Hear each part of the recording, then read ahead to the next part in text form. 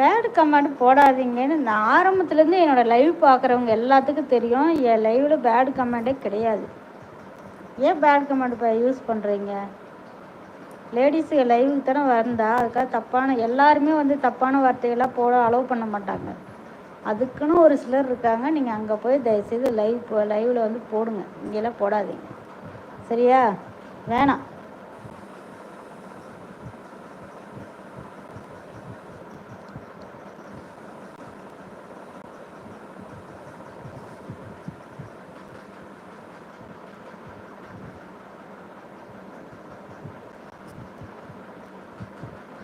Tension பண்ணி விட்றீங்க. எப்படி தான் முடியுதோ தெரில.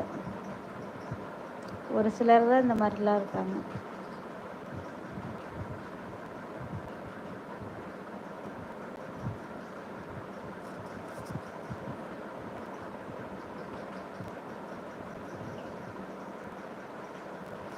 நான் ஒரு தலைப்பு வச்சேன். அந்த தலைப்புக்கு உங்களோட மனசில் இருக்க கருத்தை சொல்லுங்கன்னு சொல்லி தான் ஒரு தலைப்பு வச்சேன். கடைசியில் என்னையே போட்டு வாங்குதுங்க.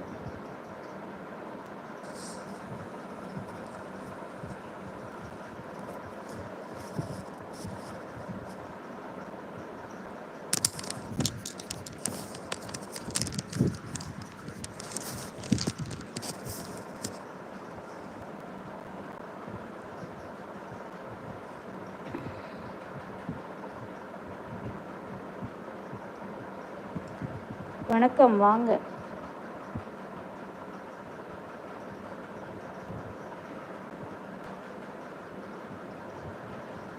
குடும்ப கண்டென்ட்டு தான் போடுறாங்க அவங்க.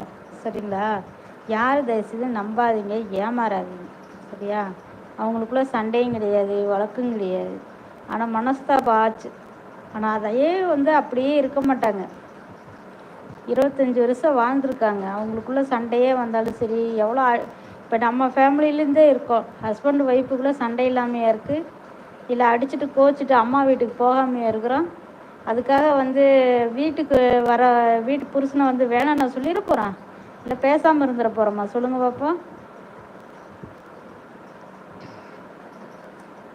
நம்புறவங்க ஏமாறாதீங்க.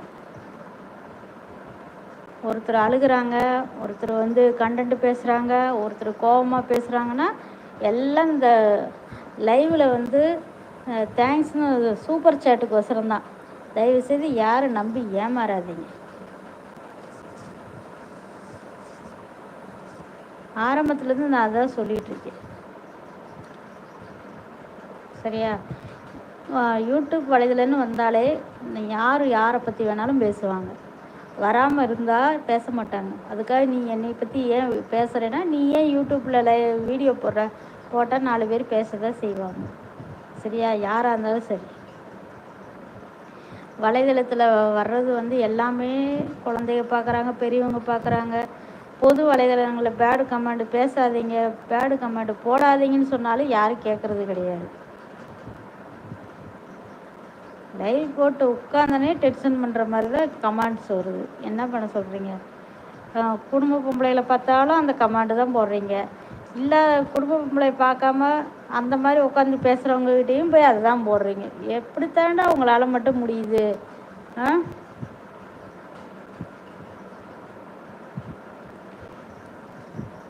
ஐயோ கடவுளே.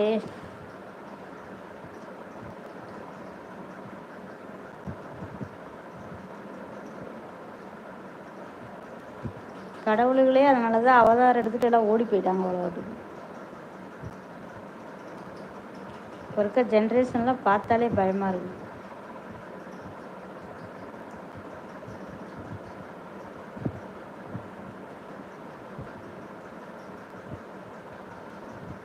நான் ஏன் அவங்கள பற்றி தலைப்பு வச்சு பேசுகிறேன்னா, நான் அவங்க வீடியோஸ்லாம் பார்க்குவேன்.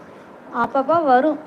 நம்ம யூடியூப்பில் வந்து நம்ம நவுத்திக்கிட்டே வரும்போது எல்லோரும் போடுறவங்க எல்லாத்தோட வீடியோவும் தான் வரும்.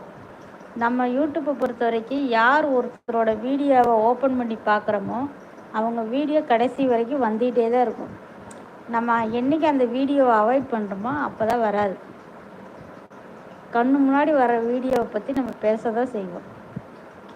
ஏன் இப்படி நடந்துக்கிறாங்கன்னு கேட்க தான் செய்வோம்.